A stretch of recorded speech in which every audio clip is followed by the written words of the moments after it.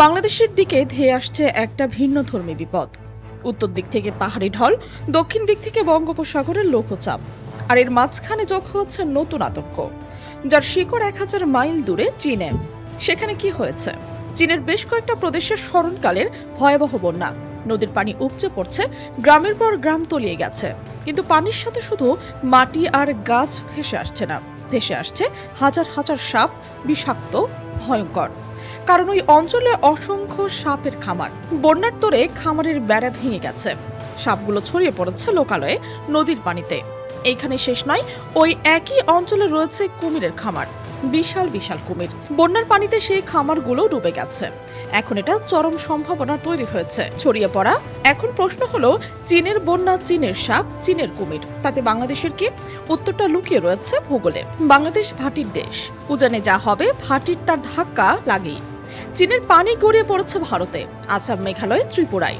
আসামের অবস্থা দেখেছেন? 30টার বেশি জেলা পানির নিচে। কাজিরাঙ্গা ন্যাশনাল পার্ক ডুবে গেছে, লাখ লাখ মানুষ পানিবন্দী।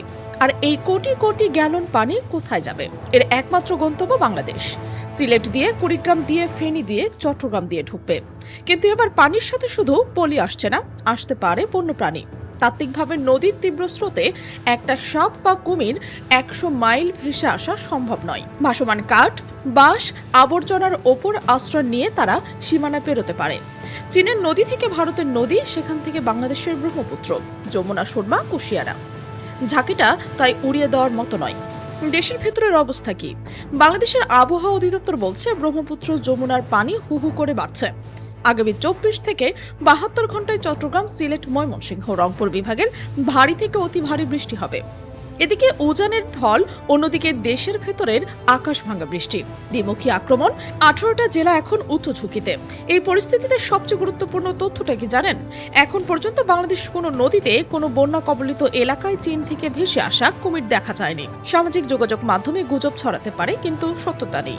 তবে একটা কথা মনে রাখবেন, এখন পর্যন্ত দেখা যায়নি তার মানে এই নয় যে নিশ্চিন্তে ঘুমাবেন। জনস্রোতের গতি যদি প্রতি মুহূর্তে বদলায়, আজ যা অসম্ভব কাল তা বাস্তব হতে পারে। তাই সতর্কতার কোনো বিকল্প নেই।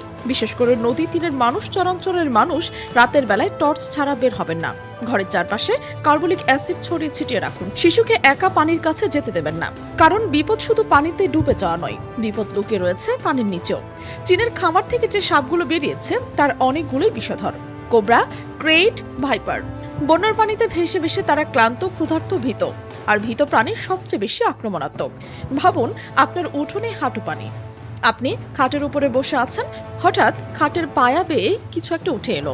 এই দৃশ্যটা কল্পনার নয়, আসামের এরকম ঘটনা ঘটেছে। মানুষের ঘরে সাপ ঢুকে পড়েছে। বাংলাদেশে কি হবে কেউ জানে না, কিন্তু প্রস্তুত থাকতে হবে।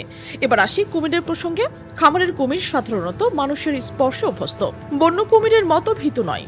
খাবারের খোঁজে লোকালয়ে চলে আসতে পারে, বিশেষ করে রাতের বেলায়। ভারতের বিহারে কয়েক বছর আগে বন্যার সময় কুমির লোকালয়ে ঢুকে পড়েছিল পুকুরে ধান খেতে। তাই ঝুঁকিটা কাল্পনিক নয়। বাংলাদেশের নদীগুলোতে এমনিতেই কুমির রয়েছে, সুন্দরবনে রয়েছে, কিন্তু চীনের খামারের কুমির যদি ঢুকে পড়ে তাহলে নতুন প্রজাতি, নতুন আচরণ। আমরা জানি না তারা কি করে, তাই আতঙ্কিত হবেন না, কিন্তু অবহেলাও করবেন না। এই মুহূর্তে কি করণীয়? শুকনো খাবার মজুত রাখুন, চিরা, মুড়ি, গুড়, বিস্কুট, বিশুদ্ধ পানি, ফিটকিরি বা পানি বিশুদ্ধ করার ট্যাবলেট, জরুরি ওষুধ। সাপে কাটলে কি করতে হয় সেটা জেনে রাখুন। কাছের জনস্বাস্থ্য কেন্দ্রে অ্যান্টিভেনম আছে কিনা খোঁজ রাখুন। ঘরের চারপাশ পরিষ্কার রাখুন, ঝোপঝাড় কেটে ফেলুন, ইঁদুরের গর্ত বন্ধ করুন, কারণ ইঁদুর খেতে সাপ আসে। রাতের বেলায় মশারি টাঙিয়ে ঘুমান, মশারি সাপও ঠেকায়। আর সবচেয়ে জরুরি, গুজব ছড়াবেন না। কুমির দেখছেন বলে ফেসবুকে ছবি দেবেন না, যাচাই না করে। আতঙ্ক ছড়ালে উদ্ধার কাজ ব্যাহত হয়। সরকার কি করছে? বন্যার পূর্বাভাস এবং সতর্কীকরণ কেন্দ্রে 24 ঘন্টায় মনিটরিং করছে। সেনাবাহিনীর প্রস্তুত, ত্রাণ যাচ্ছে। কিন্তু 18টা জেলা একসাথে ডুবলে প্রশাসনে একার পক্ষে সামলানো কঠিন। তাই আপনার আমার সচেতন হতে হবে। মোহাম্মদ ফোরকানের গল্প মনে আছে?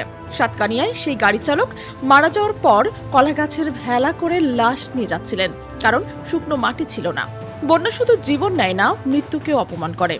আজ কুমির, সাপ আতঙ্কের নতুন মাত্রা যোগ করলো। শেষে একটা কথা বলি, প্রকৃতির রুদ্র রূপের সামনে আমরা অসহায়, কিন্তু অসহায় বলে হাত গুটিয়ে বসে থাকলে চলবে না। আল্লাহর কাছে দোয়া করুন বন্যা কবলিত মানুষের জন্য, যার ঘর হারিয়েছে, যার স্বজন হারিয়েছে, যারা অনিশ্চয়তার রাত কাটাচ্ছে। আর আপনি নিজে সতর্ক থাকুন, পরিবারকে সতর্ক রাখুন, প্রতিবেশীকেও জানান। কারণ এই লড়াইটা একার নয়। পানি নামবে একদিন, কিন্তু ততদিন পর্যন্ত টিকে থাকতে হবে। সাপ থেকে বাঁচতে হবে, গুজব থেকে বাঁচতে হবে, আতঙ্ক থেকে বাঁচতে হবে। আপনার এলাকায় বন্যার পরিস্থিতি কেমন? কোনো প্রাণী দেখছেন?